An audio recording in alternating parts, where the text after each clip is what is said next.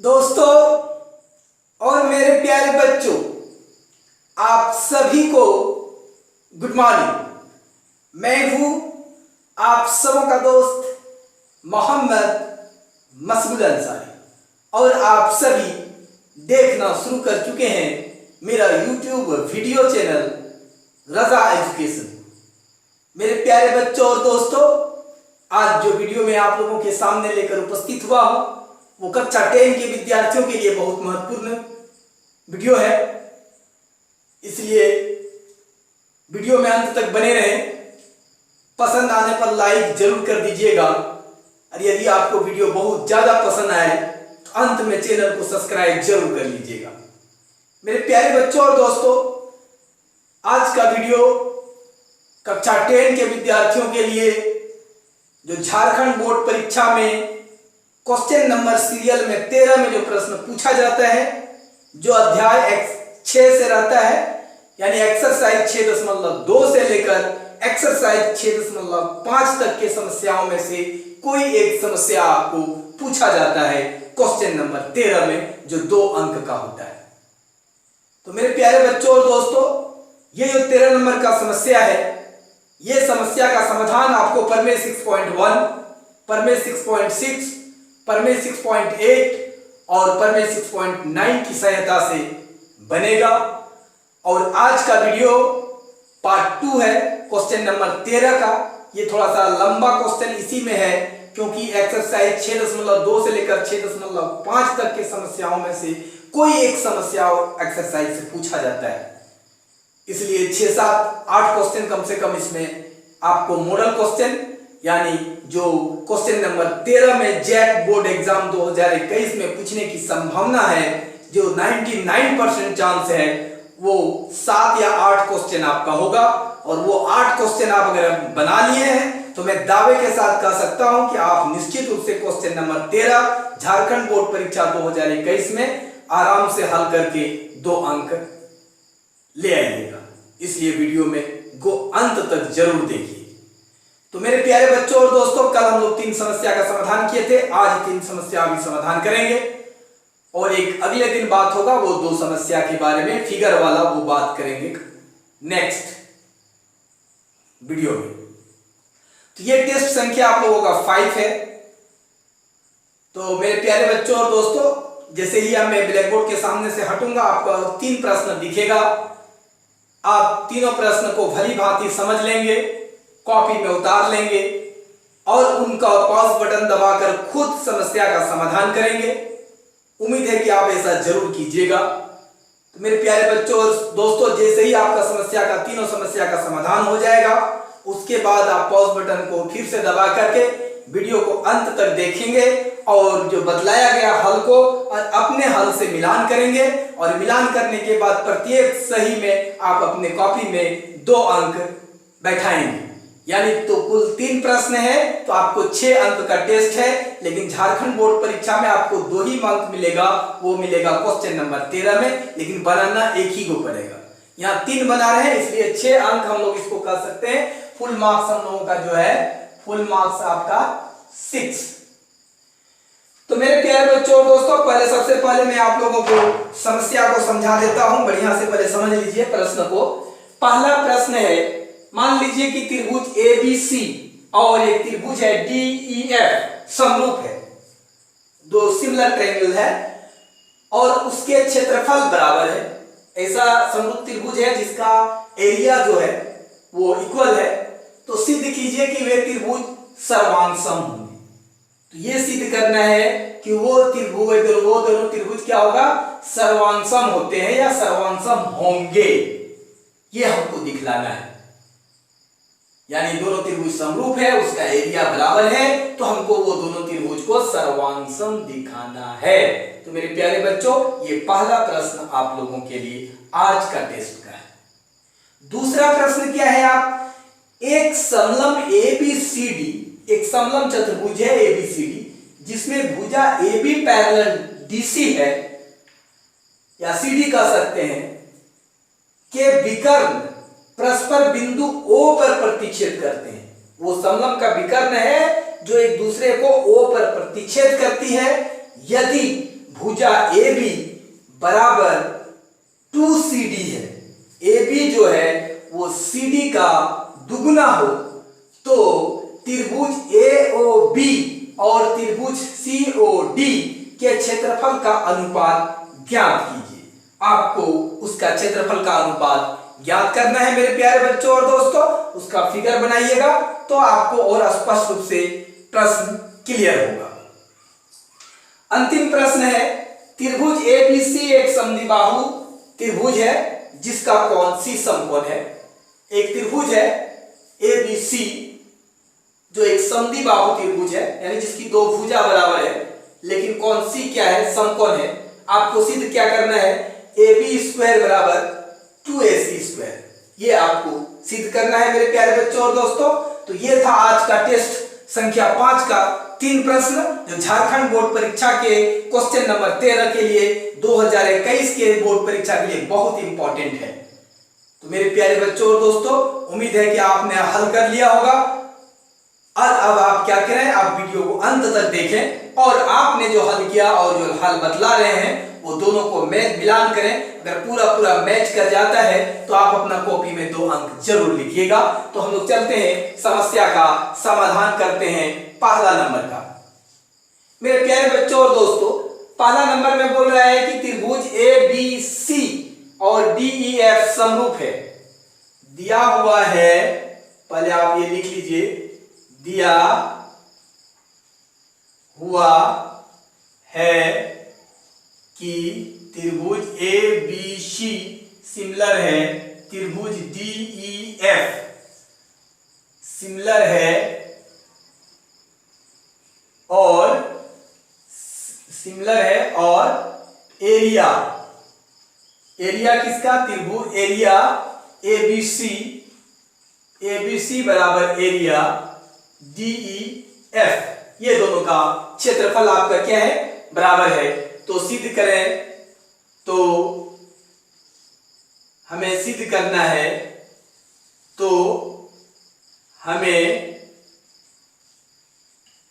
सिद्ध करना है कि त्रिभुज ABC क्या होगा? सर्वांशम होगा त्रिभुज DEF। जो प्रश्न दिया था मेरे प्यारे बच्चों और दोस्तों, मैंने उस प्रश्न को लिख दिया और क्या करना है वो भी लिख दिया। अब इसके लिए हमको क्या करना है, देखिए, प्रमेय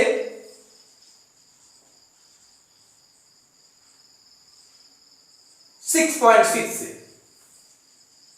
आपको दोनों त्रिभुज सिमिलर है, तो इसका एरिया त्रिभुज ABC बटा एरिया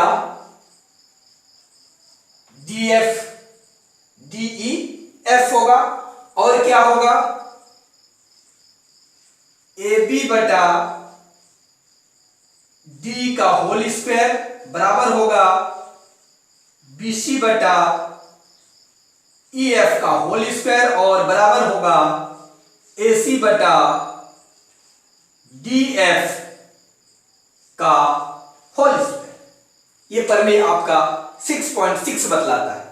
अगर दो समरूप त्रिभुज है तो उसका क्षेत्रफल का अनुपात उसके भुजाओं के अनुपात के वर्ग के समानुपाती होता है। तो मेरे प्यारे बच्चों और दोस्तों, आप यहां पर देखें, इसमें जो है आपका एरियाज दोनों बराबर है। एरिया ABC त्रिभुज का और एरिया, इसको भी हम ABC लिख सकते हैं क्योंकि दोनों का एरिया हम लोग बराबर है, दिया हुआ है। एरिया ऑफ ABC और एरिया ऑफ DEF बराबर है, तो जहां ABC था वहां पर भी DEF था, वहां पर भी ABC हमने रख दिया मेरे प्यारे बच्चों और दोस्तों। और इसके बाद इधर जो है उसको हम लोग वैसे लाने देते हैं, AB बटा DE का whole square, this is equal to BC बटा EF का whole square, this is equal to AC बटा DF का whole square. This implies that मेरे प्यारे बच्चों और दोस्तों ये कट के 1 हो गया, बराबर कितना हो जाएगा AB बटे DC का होल स्क्वायर, AB बटे DC का होल स्क्वायर बराबर BC बटे EF का होल स्क्वायर बराबर AC बटे DF का होल स्क्वायर। यह हो गया। अब मेरे प्यारे बच्चों और दोस्तों पहला हम लोग लेते हैं AB बटा DC का होल स्क्वायर बराबर 1, तो दिस इंप्लाइज दैट आपका क्या हो जाएगा AB बटा DC बराबर √1। इसका मतलब हो गया AB बटा DC बराबर 1/1 हो गया। क्रॉस मल्टीप्लिकेशन कीजिएगा तो आपको AB बराबर DC मिलेगा। AB बराबर क्या मिलेगा DC मिलेगा। फिर दूसरा लेंगे BC बटा EF का होल स्क्वायर बराबर 1, तो इसको भी हम लोग करेंगे तो ये क्या हो जाएगा BC बटा EF बराबर 1। दिस इंप्लाइज दैट BC बराबर EF। और अंतिम में हम लोग ले लेंगे AC बटा DF का होल स्क्वायर बराबर 1। दिस इंप्लाइज दैट AC बटा DF बराबर 1/1। तो इसका क्रॉस मल्टीप्लिकेशन करेंगे, क्रॉस मल्टीप्लिकेशन कर देंगे तो ये क्या हो जाएगा AC बराबर DF आ जाएगा। तो मेरे प्यारे बच्चों और दोस्तों हम लोग देख रहे हैं कि इसमें से आपका क्या मिला। ठीक है, यहां तक कोई दिक्कत नहीं है, समझने में आपको जरा सा भी प्रॉब्लम नहीं होना चाहिए।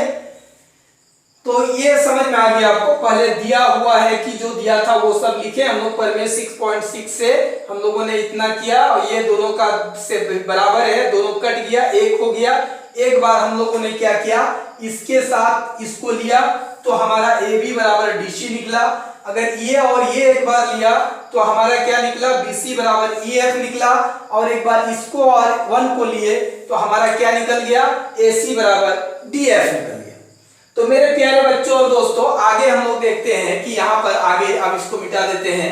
आगे देखिए कि त्रिभुज, दोनों त्रिभुज में हम क्या देख रहे हैं। अब देखिए दोनों त्रिभुज में हम लोग को क्या मिल रहा है। तो मेरे प्यारे बच्चों और दोस्तों अब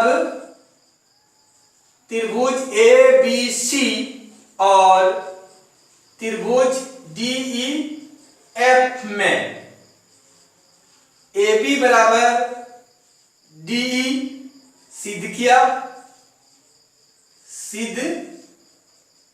हम लोगों ने। BC बराबर EF इसको भी सिद्ध किया। AC बराबर DF इसको भी हमने सिद्ध किया। ये सिद्ध किए तो अब दोनों त्रिभुजों में हम क्या देख रहे हैं कि यदि दो त्रिभुज में हम देख रहे हैं कि तीनों भुजा क्या है, तीनों भुजा बराबर हो गया। इसलिए SSS सर्वांग समता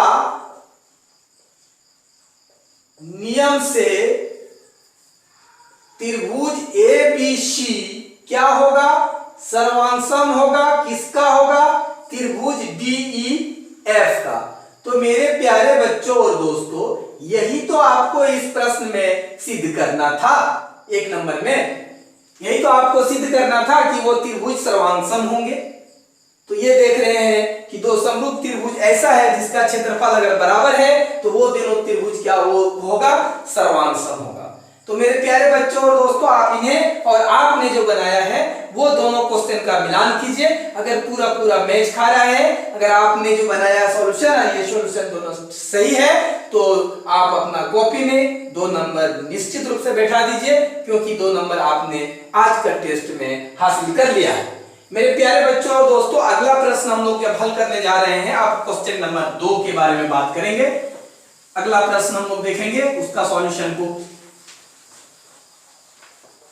तो देखते हैं अगला प्रश्न हमारा सॉल्यूशन कैसे निकलता है। क्वेश्चन नंबर 13 का, जो जैक बोर्ड परीक्षा में आपको 2021 में पूछे जाने की संभावना बहुत ज्यादा है, उस समस्या का समाधान को हम लोग देखेंगे। तो मेरे प्यारे बच्चों और दोस्तों, वो समलम चतुर्भुज है। पहले हम लोग समलम चतुर्भुज को बना लेंगे, उसके बाद हम लोग उसको हल करेंगे। तो ये हम लोग सॉल्यूशन आंसर लिखना शुरू करते हैं। आंसर आपका क्वेश्चन नंबर 2 का, एक समलम चतुर्भुज है, ठीक है, एक समलम चतुर्भुज है। ऐसा मान लीजिए कि ये समलम है, ये एक समलम चतुर्भुज है, ठीक है, यह एक समलम चतुर्भुज है। ये हो गया आपका ए बी सी डी। क्या बोल रहा है, एक समलम चतुर्भुज ए बी सी डी है, जिसमें ए बी पैरेलल आपका डी सी है, के विकर्ण परस्पर ओ पर प्रतिच्छेद करता है। इसका एक विकर्ण यहां पर ए सी हो गया और एक विकर्ण आपका बी डी हो गया, ओ पर प्रतिच्छेद करती है। साथ में क्या दिया हुआ है कि ये जो भुजा ए बी है वो सी डी का दुगुना है। तो त्रिभुज ए ओ बी, त्रिभुज ए ओ बी और त्रिभुज सी ओ डी के क्षेत्रफल का अनुपात निकालना है। तो मेरे प्यारे बच्चों, ये दोनों त्रिभुज को हमको समरूप दिखाना है पहले, तब हमारा उसका क्षेत्रफल का अनुपात निकलेगा। तो मेरे प्यारे बच्चों और दोस्तों, सबसे पहले हम लोग क्या करेंगे कि जो दिया हुआ है उसको लिखिए। पहले दिया हुआ है कि ए बी सी डी एक समलंब, एक ए बी सी डी एक समलंब चतुर्भुज है, जिसमें A B parallel D C और ए बी बराबर 2 सी डी है। तो हमें त्रिभुज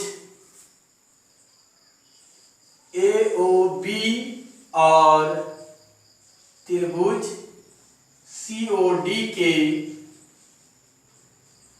क्षेत्रफल का अनुपात ज्ञात करना है।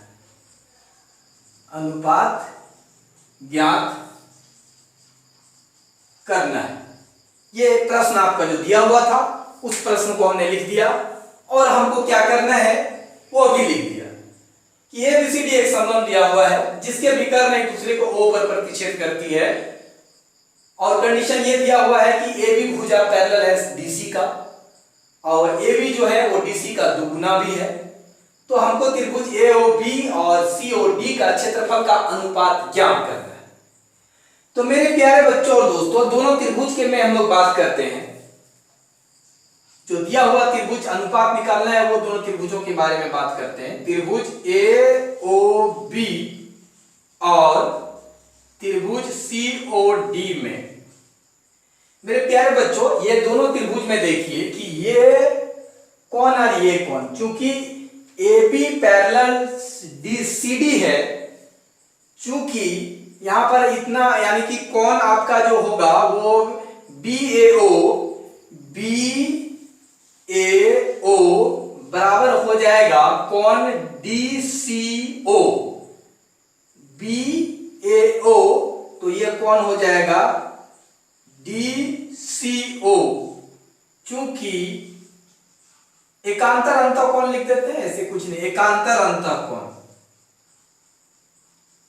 एकांतर अंतःकोण दोनों पैरेलल है तो एकांतर अंतःकोण से बराबर होगा, और आपका ये भी एकांतर अंतःकोण से क्या होगा बराबर हो जाएगा। और आपका जो कोण है वो कौन कौन है, तो कौन ABO, कौन ABO बराबर हो जाएगा कौन CDO, कौन CDO। ये भी कहां से होगा, एकांतर अंतः कोण से। इसलिए ए समरूपता नियम से, समरूपता नियम से त्रिभुज AOB क्या होगा, समरूप होगा त्रिभुज COD का। ये दोनों क्या हो जाएगा, समरूप हो गया। तो समरूप जब हो गया मेरे प्यारे बच्चों और दोस्तों, तो प्रमेय 6.6 से एरिया AOB बटा एरिया COD बराबर क्या हो जाएगा आपका AO बटे CO का होल स्क्वायर बराबर OB बटे OD का होल स्क्वायर और बराबर AB बटा CD का होल स्क्वायर। मेरे प्यारे बच्चों और दोस्तों, यहां पर एरिया AOB ये ठीक है, उसके बाद एरिया COD यहां तक ठीक है, आपको यहां तक हो गया। अब हमको ये चीज छोड़ देना है, इसको भी छोड़ देना है, इसको लेते हैं। AB का मान आपका कितना दिया हुआ है, देखिए AB का वैल्यू आपको दिया हुआ है कि AB 2CD के बराबर है। तो मेरे प्यारे बच्चों, यहां पर AB का मान रख दीजिए 2CD और नीचे CD है ही ऑलरेडी, और इसका ये होल स्क्वायर हो गया। ये CD और ये CD कट गया, 2 का होल स्क्वायर मतलब 4/1। तो अनुपात क्या हो गया, इसलिए इसलिए एरिया AOB अनुपात एरिया COD बराबर 4:1। ये आपको इस प्रश्न का सॉल्यूशन में निकालना था मेरे प्यारे बच्चों और दोस्तों। तो ये आपका देखिए क्वेश्चन नंबर 2 का हल हो गया। तो मेरे प्यारे बच्चों और दोस्तों, आपको कोई तरह का दिक्कत नहीं हुआ होगा समझने में।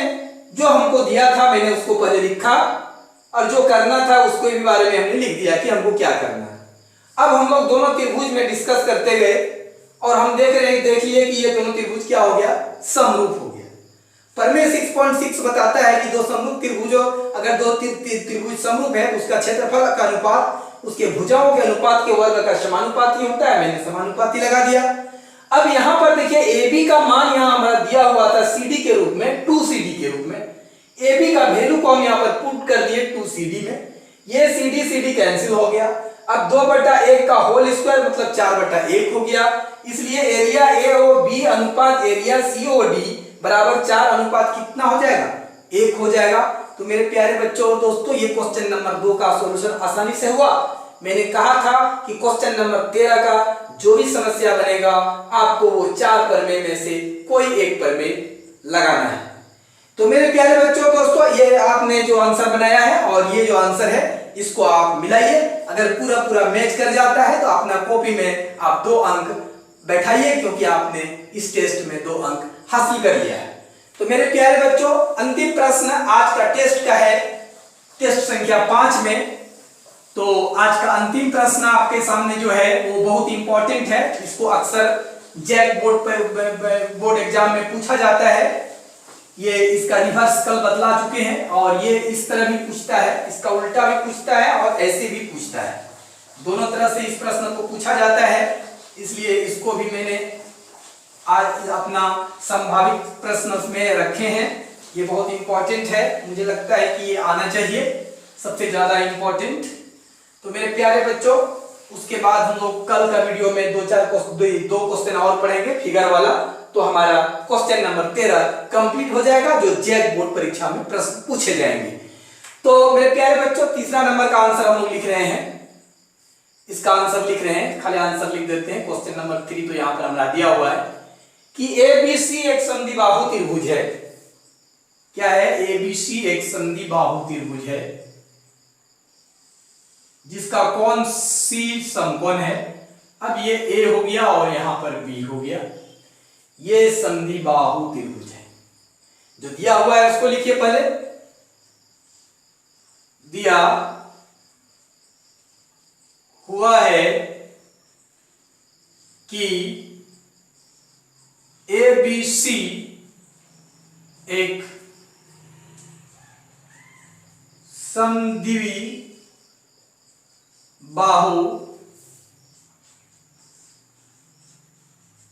त्रिभुज है, समद्विबाहु त्रिभुज है जिसका कोण सी समकोण है, समकोण है। ठीक है, तो हमें क्या करना है, सिद्ध करना है। क्या सिद्ध करना है, सिद्ध करना है कि ए बी स्क्वायर बराबर 2AC स्क्वायर होगा, ए बी स्क्वायर बराबर 2AC स्क्वायर होगा मेरे प्यारे बच्चों और दोस्तों। ये हमें सिद्ध करना है।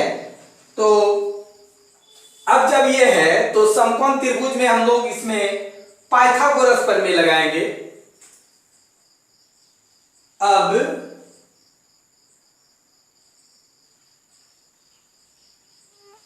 समकोण त्रिभुज एबीसी में प्रमेय 6.8 से, प्रमेय 6.8 से क्या हो जाएगा, ए बी का स्क्वायर बराबर AC का स्क्वायर प्लस BC का स्क्वायर। पाइथागोरस प्रमेय से कि कर्ण जो है, कर्ण का स्क्वायर उसका शेष दो भुजाओं के वर्गों के योग के बराबर होता है। यह प्रमेय आपको 6.8 बतलाता है, उसके आधार पर वहां पर आ गया।